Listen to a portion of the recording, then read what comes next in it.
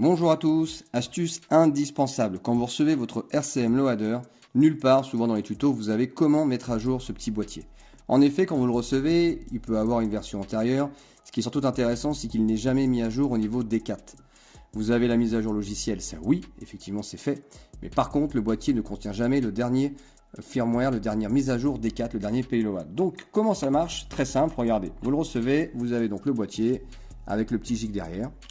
Moi, ce qui va m'intéresser, c'est d'aller mettre à jour donc le payload E4. Je ne vais pas faire de description complète là-dessus, je l'ai déjà expliqué. L'objectif, c'est vraiment juste que le payload soit vraiment à jour pour lancer le bon fichier.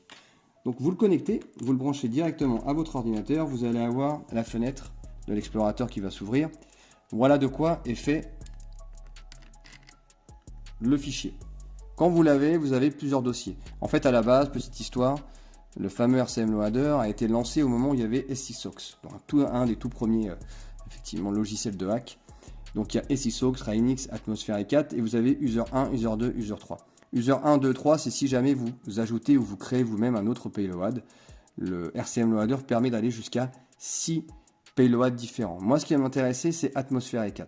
Quand vous ouvrez le logiciel, vous avez donc le payload qui est indiqué. Payload.bin. En fait, on ne connaît pas du coup la version des 4. Ce qui va être intéressant, c'est d'aller justement récupérer ce fichier mis à jour et de le mettre directement à la racine. Donc, rien de plus simple. Vous ouvrez une page internet, vous vous mettez sur Google, E4 dans le moteur de recherche. Le premier JTOP qui apparaît, c'est la release des 4. Dernière version à jour depuis fin 2024, c'est la 6.2.2. Vous descendez un tout petit peu, très simple. Et là, vous avez le fichier téléchargeable.zip. Le 6.2.2. Quand vous l'avez téléchargé, qu'est-ce qui se passe? Vous avez ce document-là et ce fichier-là. Donc là, il est téléchargé, je ne vous ai pas montré, je l'ai décompressé. Vous arrivez sur la fenêtre Windows ici. En fait, vous avez un fichier E4 6.2.2.bin et le bootloader. C'est ce fichier-là qui nous intéresse. Certes, qui n'a pas le même nom que celui d'avant, puisque tout à l'heure, le nom est renommé pour fonctionner avec le RCM Loader. Donc, tout ce qu'on va faire, c'est très simple. On va venir copier, CTRL-C ou clic droit et copier. Et on va venir du coup le coller. Je me remets dans le lecteur, dans le dossier Atmosphere E4, à l'endroit où vous avez le payload.bin qui n'est pas à jour. Oui, moi effectivement, vous voyez 12 octobre 2024, je l'ai déjà mis à jour. Vous le collez à la racine du coup dans le dossier. Et une fois que vous l'avez collé à la racine, ce qu'il va falloir faire, c'est ne pas laisser les deux fichiers. Donc, il faut simplement renommer le E4 6.2.2.bin en payload.bin. Donc, d'abord, vous supprimez celui-ci. Là, je ne le fais pas, mais vous le dégagez.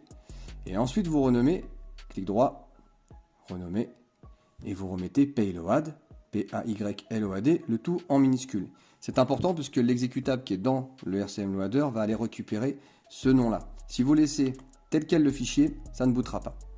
Moi, là, je me le supprime pour ne pas avoir un doublon. Une fois que c'est fait, c'est tout. Vous avez votre RCM Loader qui est à jour du dernier E4. Donc l'important vraiment de bien mettre à jour ce dernier fichier et régulièrement en fait, dès qu'il y a une nouvelle version des 4 qui sort, vous refaites cette manipulation là. Petit rappel également rapide sur le fonctionnement du RCM Loader. Il fonctionne avec plusieurs coloris. Donc en fait, quand vous l'avez, quand il est livré, logiquement, il est paramétré par défaut sur E4. Si jamais effectivement il y avait un doute, la lumière en fait permet de vérifier sous quel payload vous allez injecter auprès de votre switch. Donc concrètement, si j'appuie une fois, moi, vous voyez le bleu normalement c'est bien Atmosphere, le vert Rainix, le rouge SCSox. Si j'appuie une fois moi sur la petite croix du RCM Loader qui est juste là, je vais bien avoir une lumière bleue qui clignote. Donc qui me signale qu'il est aujourd'hui sous Atmosphère. Voilà, vous savez tout sur ce petit boîtier, rien de plus simple.